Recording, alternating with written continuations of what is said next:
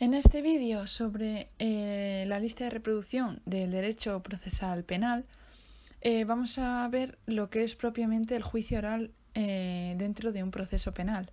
Vamos a ver también sus principios informadores y el desarrollo de las actuaciones. Lo vamos a estructurar de la siguiente manera. Con una breve introducción vemos cuáles son los principios informadores, las actuaciones previas, el desarrollo de las actuaciones y la documentación de las actuaciones. Introducción. El juicio oral es la fase central, el plenario, del proceso penal, en la que se enjuicia la conducta del acusado que ha sido objeto de acusación para condenarlo o absolverlo en la sentencia que ponga fin al proceso. Rige el principio acusatorio, que supone que el órgano judicial no puede enjuiciar otros hechos que los indicados por las partes en los escritos de calificación, y el órgano judicial no puede calificar esos hechos de manera distinta como lo hayan hecho las partes acusadoras, salvo que emplee el artículo 733 de la Ley de Enjuiciamiento Criminal para el proceso ordinario, sin que sea visto prejuzgar el fallo definitivo sobre las conclusiones de la actuación y la defensa. El tribunal desea que el fiscal y los defensores del procesado le ilustren acerca de si el hecho es justiciable, constituye determinado delito o si hay eximente, etc. O salvo que emplee el artículo 783.3 de la Ley de Enjuiciamiento Criminal para el proceso abreviado. Contra el auto que acuerde la apertura del juicio oral no se dará recurso alguno, salvo relativo a la situación personal, pudiendo el acusado reproducir las peticiones no atendidas. Principios informadores del juicio oral. Además del principio acusatorio que acabamos de mencionar, están los siguientes. Vamos a ir uno a uno. Principio de publicidad. La publicidad se regula en los artículos 680 y 682 de la Ley de Enjuiciamiento Criminal y supone que las actuaciones judiciales serán públicas salvo excepciones. Es publicidad absoluta tanto para las partes como para cualquiera que desee acudir. Por regla general, los debates del juicio oral serán públicos bajo pena de nulidad y como excepciones es que se permite celebrarlo a puerta cerrada en los siguientes casos: cuando lo exijan las razones de seguridad u orden público, la adecuada protección de los derechos fundamentales o cuando resulte necesario para evitar a la víctima perjuicios relevantes que podrían derivar del desarrollo ordinario del proceso y perjudicarlo. El juez o el presidente del tribunal podrán autorizar la presencia de personas que acrediten un especial interés en la causa. No será aplicable al Ministerio Fiscal, a las personas lesionadas por el delito, a los procesados, acusador privado, actor civil y a los respectivos defensores. El juez o tribunal puede acordar la adopción de medidas de protección para la intimidad de la víctima y sus familiares, en especial para menores de edad y discapacitados.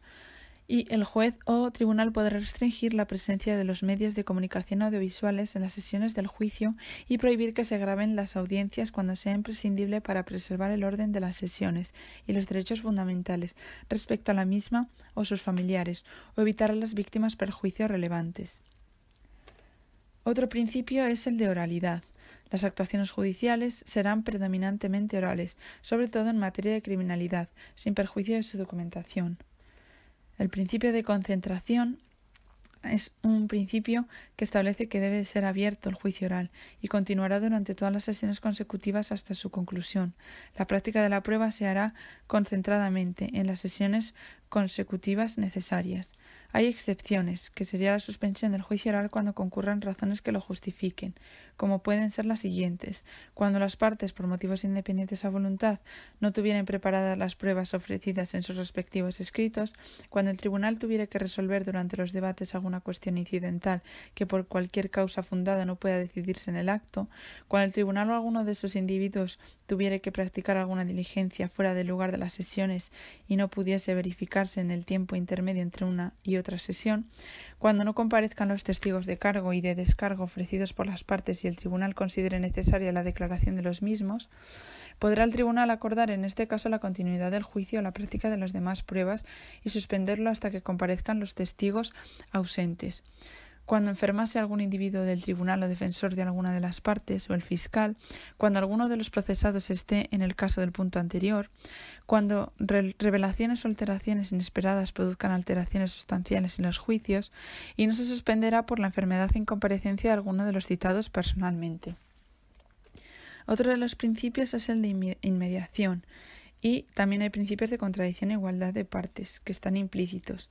Y en cuanto al principio de inmediación, decir que el tribunal dictará sentencia dentro del término fijado en la ley. Actuaciones previas. El auto de apertura del juicio oral merece el arranque del juicio oral, pero antes hay que hacer unas actuaciones previas.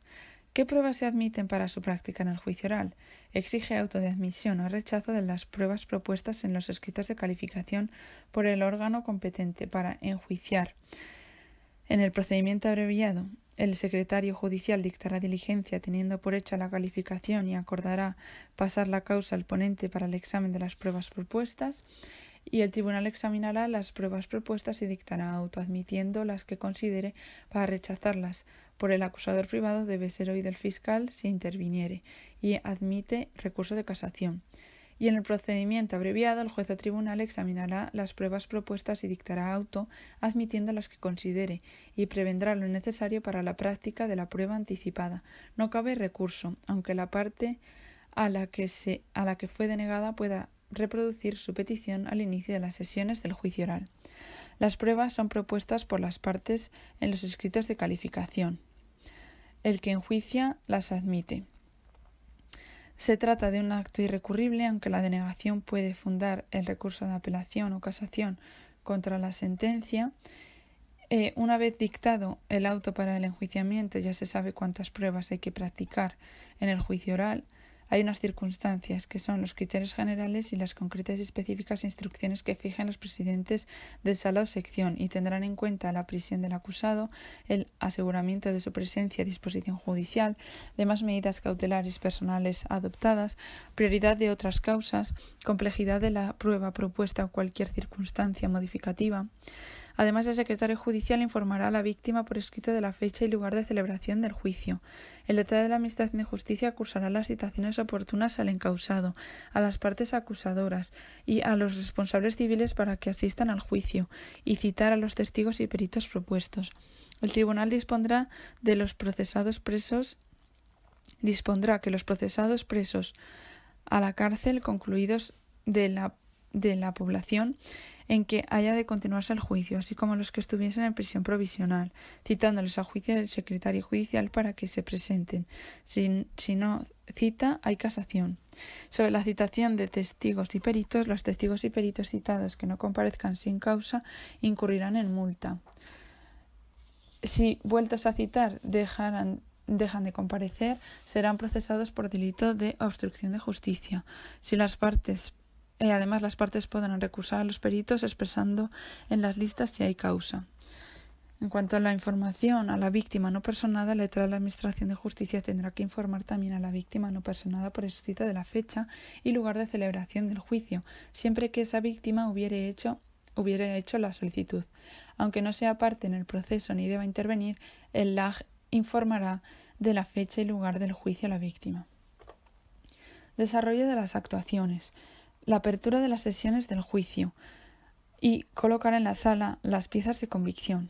En el día de inicio, el LAG velará porque se encuentren en el local del tribunal las piezas de convicción que se hubieran recogido y el presidente declarará abierta la sesión. Si la causa que haya de verse fuese por delito para cuyo castigo se pida la imposición de pena correccional, el presidente preguntará a cada uno de los acusados si se confiesa reo del delito que se le haya imputado en el escrito de calificación y responsable civilmente por restitución de la cosa o al pago de la cantidad fijada en tal escrito por daños y perjuicios. Luego se decide si la vista será pública o a puerta cerrada. Ya sabemos, a salvo de que haya por razón de seguridad, orden público, etc. Iniciado el juicio, se abre el turno de intervenciones para el planteamiento de cuestiones previas, causas de suspensión, nulidades y el contenido o finalidad de las pruebas propuestas o las que se propongan para su práctica en el acto. El juicio oral comenzará con la lectura de los escritos de acusación y defensa. A instancia de parte, el juez o tribunal abrirá turno de intervenciones para que puedan las partes exponer lo que estimen, como cuestiones de competencia del órgano judicial, vulneración de algún derecho fundamental, y el juez o tribunal resolverá en el mismo acto lo procedente sobre las cuestiones planteadas. Frente a la decisión no cabe recurso, sin perjuicio de la protesta y de que la cuestión pueda ser reproducida en el recurso frente a la sentencia. Si la defensa no presenta a tiempo su escrito de defensa en el proceso abreviado, se admitirá la prueba que lleve en el juicio oral y sería en ese turno de intervenciones cuando lo propondría. Además, las pruebas de cada parte se practicarán según el orden con que hayan sido propuestas en el escrito correspondiente.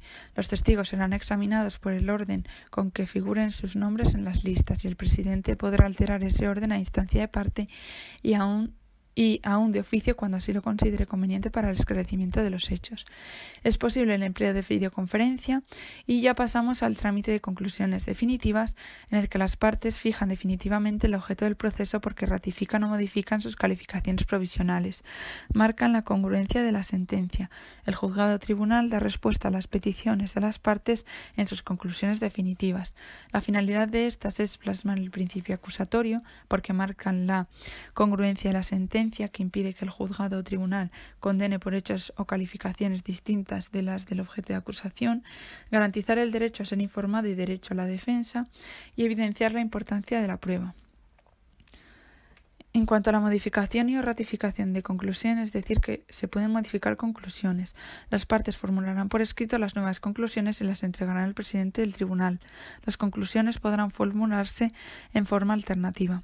El juez o presidente del tribunal requerirá a la acusación y a la defensa para que manifiesten si ratifican o modifican las conclusiones de los escritos presentados y para que expongan oralmente cuanto estimen procedente sobre la valoración de la prueba y la calificación jurídica de los hechos. El requerimiento podrá extenderse a solicitar del Ministerio Fiscal y de los letrados un mayor esclarecimiento de los hechos concretos de la prueba y la valoración jurídica de los hechos.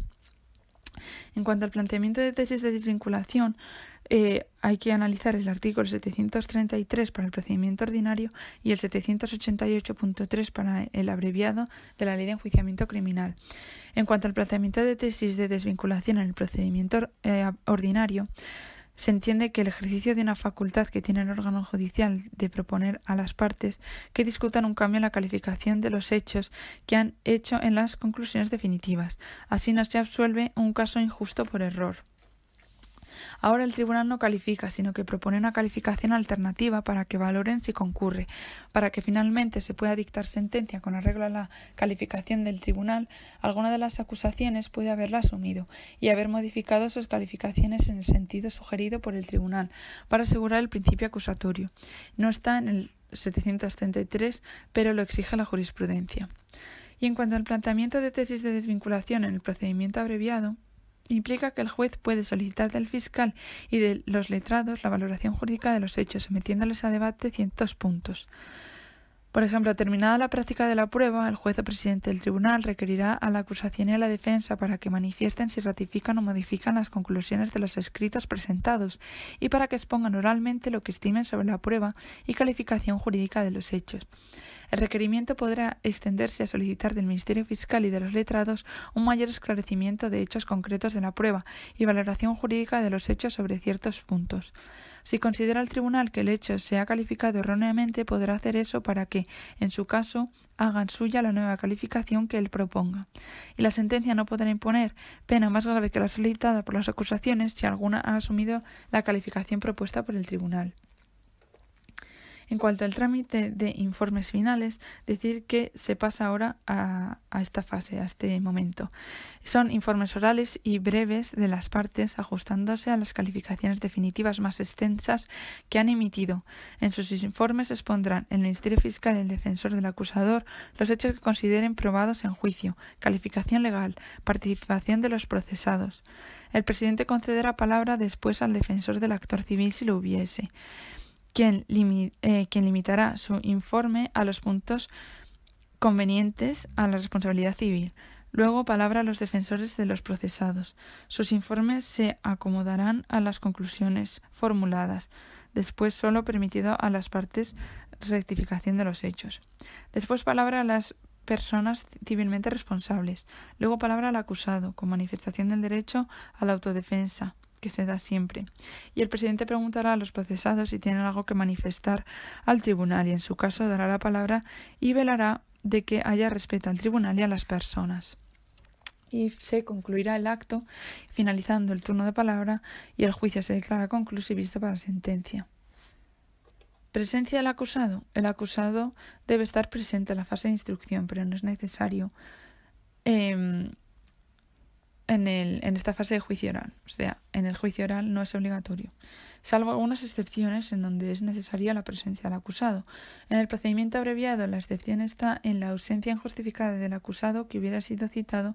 No será causa de suspensión del juicio oral si el juez o tribunal estima que existen elementos suficientes para el enjuiciamiento, cuando la pena solicitada es menor a 2 años sin privación de libertad o de diferente naturaleza menor o igual a 6 años. Y en el enjuiciamiento de delitos leves, la ausencia injustificada del acusado no suspenderá la celebración y resolución del juicio, siempre que conste habérsela citado en las formalidades prescritas, a no ser que el juez crea necesaria la declaración de aquel. Si se trata de persona jurídica, una persona representa y podrá declarar en nombre de la persona jurídica si se hubiera propuesto y admitido esa prueba. No se podrá designar a quien haya de declarar en el juicio oral testigo. La incompetencia de la persona designada no impedirá la celebración de la vista, y existe la posibilidad de ser expulsado de la sala de vista si se altera el orden. Pasamos ahora a la documentación de las actuaciones, que es el punto final, y hay un registro de las sesiones, que debe ser un soporte apto de sonido e imagen, y el LAG lo custodiará. Las partes podrán pedir una copia. El LAG además garantizará la autenticidad e integridad de lo grabado con firma electrónica o similar que ofrezca garantías. Si no existiese garantía en lo anterior, el LAG deberá consignarla en el acta, con el número y clase de procedimiento, lugar y fecha de celebración, duración, asistentes.